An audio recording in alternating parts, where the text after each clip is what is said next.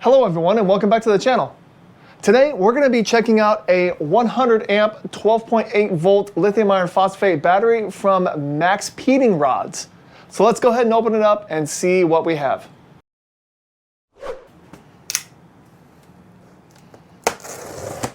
Okay, when you first get it open, you're going to see your user's manual and your certificate of quality, a top piece of styrofoam, and a bag with the battery inside. At the bottom, there are, looks like one set of post bolts and post bolt covers. All right, looking at the branding of this battery, they did a pretty good job with making it look nice. It does say MaxPeedingRods up here at the top, so you know exactly who it's from. And it tells you that it's a 100 amp hour, 12.8 volt lithium iron phosphate battery. It does have the specifications and the cautions right here on the case. So let's go ahead and see what they say. It says the model is the F100A, 12.8 volt nominal, 100 amp hour nominal. So that means the energy is 1280 watt hours. Charging voltage is 10.8 volts to 14.4 volts. Standard charging current is 20 amps. Maximum charging current is 100 amps. So this is a basic 100 amp hour lithium iron phosphate battery. Discharge cutoff voltage is 10.8 volts. Maximum continuous discharge current is 100 amps. Life cycle is 4,000 cycles down to 80% depth of discharge. Operating temperature 0 Celsius to 55 degrees Celsius. Discharge is negative 20 degrees Celsius to plus 60 degrees Celsius. Standard temperature is 10 to 45 degrees Celsius.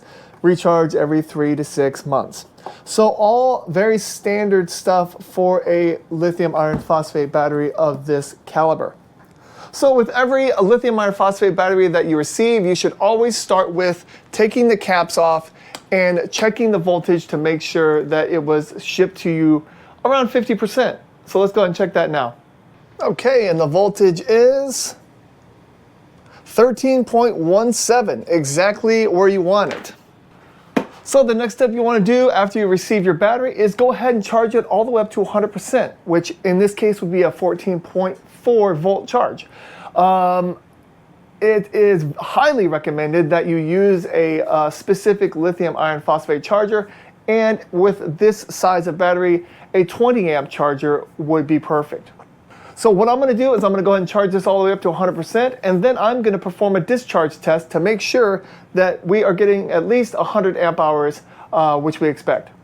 Okay, well, the test results are done for the MaxPeedingRods 12.8 volt 100 amp hour lithium iron phosphate batteries, so let's check them out.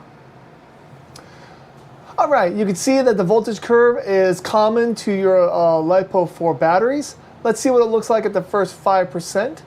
And we look at it looks like it's around 12.97 volts. So that is pretty good for the first 5%. That's what you should expect.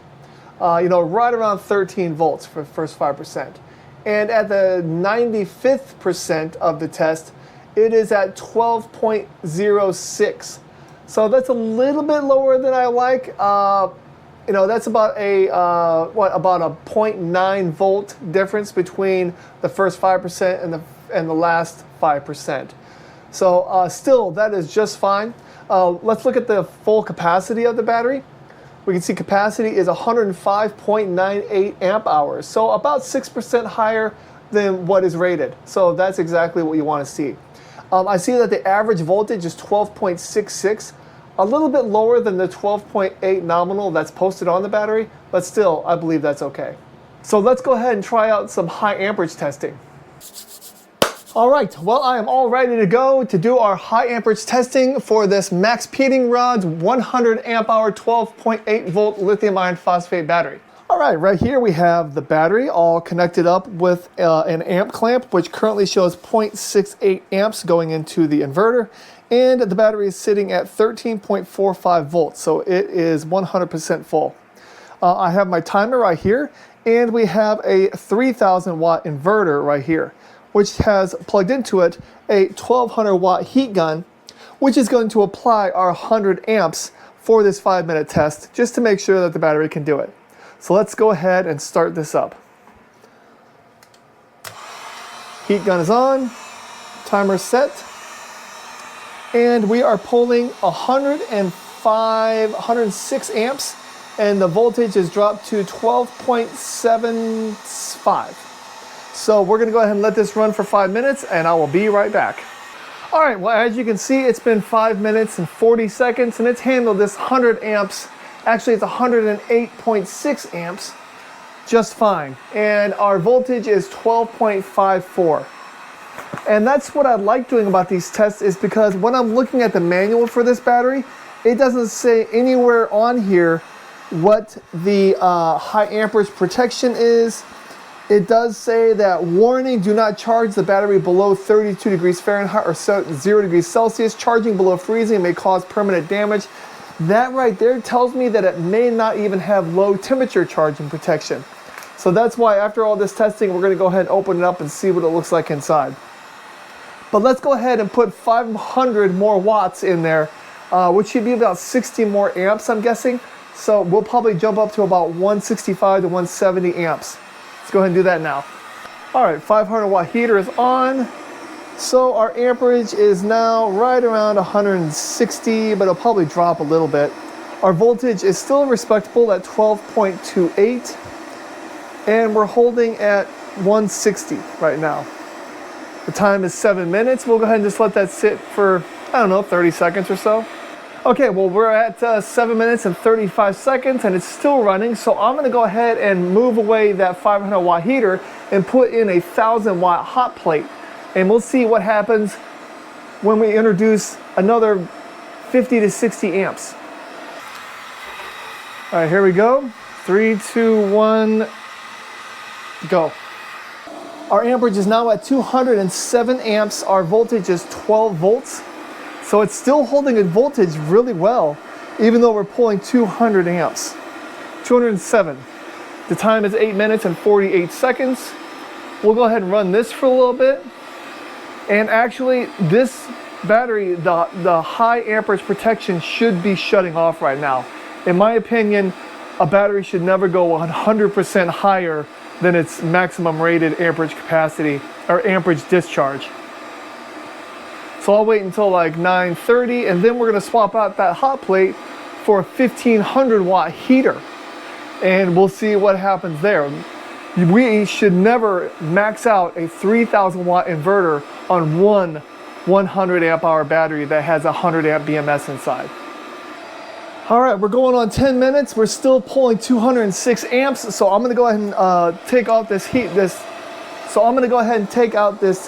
plate, and I'm gonna plug in this 1500 watt heater. Now we're talking 2700 watts. All right, here we go. 3, 2, 1, go.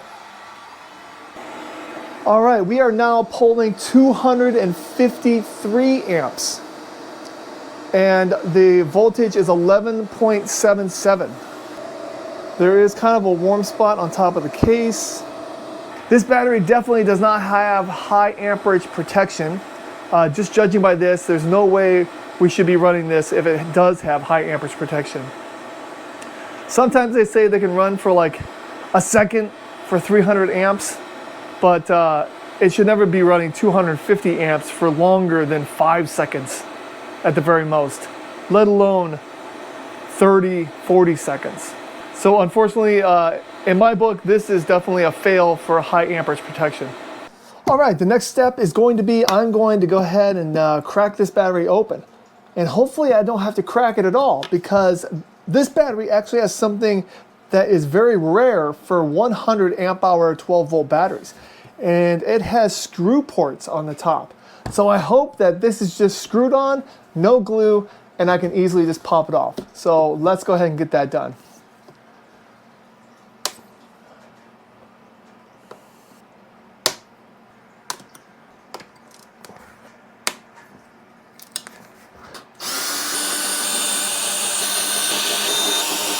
All right, let's see what it looks like.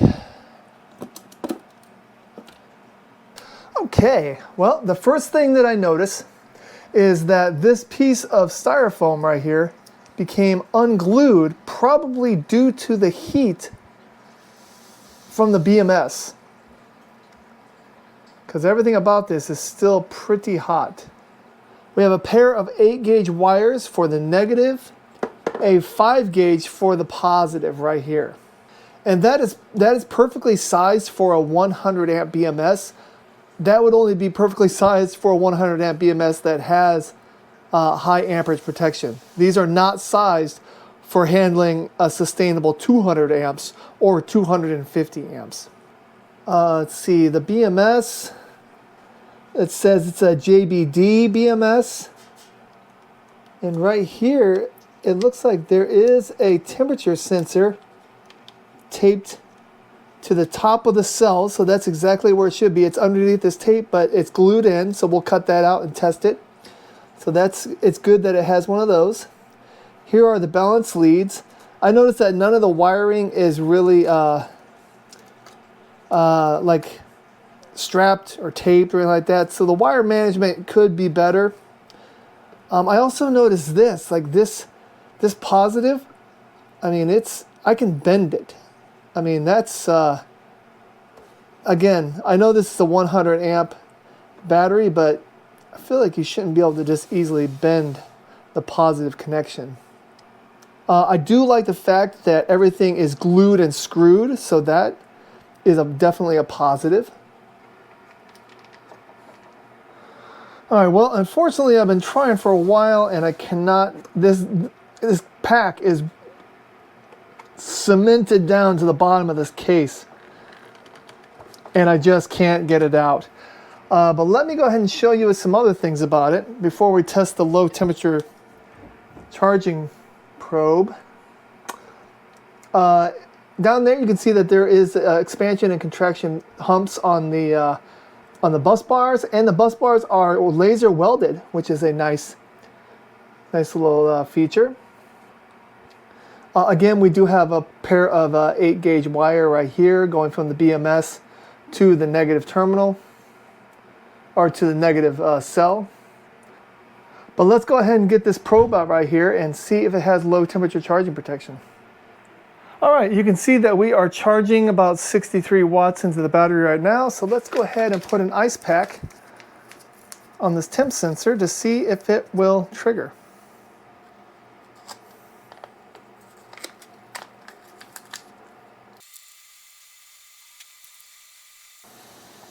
All right, there we go, and it triggered.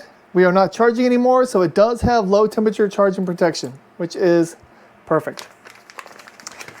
And we'll go ahead and warm it back up. And it's charging again. All right, so what are my thoughts on this MaxPeedingRods 100 amp hour 12.8 volt lithium iron phosphate battery? Well, it passed all of my tests except for one big one, I believe. And let me just go through those. First of all, it did, I think, 105 amp hours of capacity, which is very good. It also passed its low temperature charging protection, which is very good. The one thing that it didn't pass was the high amperage protection. I was able to push 250 amps through this battery for 30 to 40 seconds, and it still didn't do anything. And that is a big no-no, because if you look inside, at the battery pack itself, these pair of 8-gauge wires and this, 5-gauge wire, those are not rated to handle that amount of amperage for a sustained amount of time. Another positive that I like about this battery is that the case lets you remove the top, which is very nice. And from how I'm looking at it, you can service this battery because the BMS is just glued and screwed on. So if your BMS does fail, you can just go out and order a new BMS, slap it in here, and you got a brand new battery again. So thank you so much for watching this video. If you have any questions about this MaxPeedingRods battery, please go ahead and leave them in the comments. I'll have a link to this item in my description, just in case you want to look further into it. Thanks again, and have a great day. Bye-bye.